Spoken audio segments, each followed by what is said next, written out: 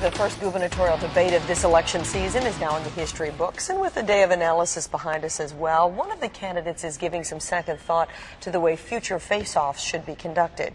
Republican Lieutenant Governor Kerry Healey is now calling for a one-on-one debate with Democrat Deval Patrick.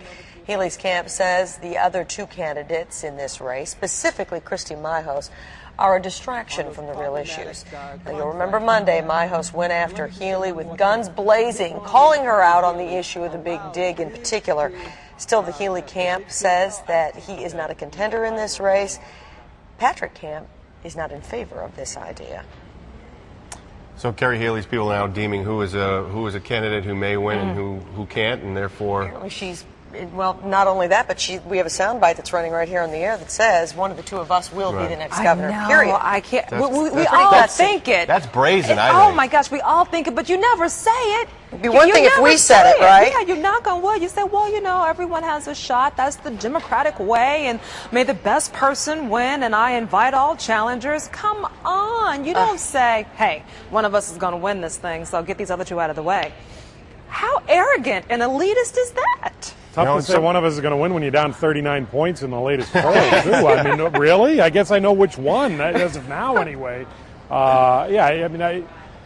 It's just amazing that at this early stage, there's still 4 more of these debates, by the way, that she is right. How do you take a bad situation and make it worse? I mean, she obviously didn't look great, and it wasn't the most enjoyable 70 minutes of her life.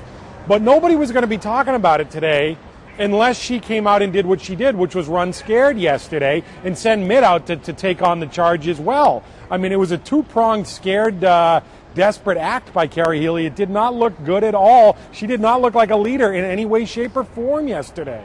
You know, you got issues with Christy Mihos. Be better prepared to answer his charges in the next debate. As we talked about yesterday, counterpunch a little. Go back after him. Don't say, geez, I'd rather him not be there. Let me take on Deval Patrick, who's a little lower key. I mean, that's it, like you said, VB, it's simply running scared. I'm very surprised. And it's going to backfire. This is not going to help her in any way. No, it is going to backfire. You know, last summer when she was the only candidate who had been named, boy, she was all for these debates. And back then she said, oh, every candidate involved should definitely be involved in the debates as we head into the election. And now, as her poll numbers drop and she's no longer holding that top spot, she feels a little differently about it.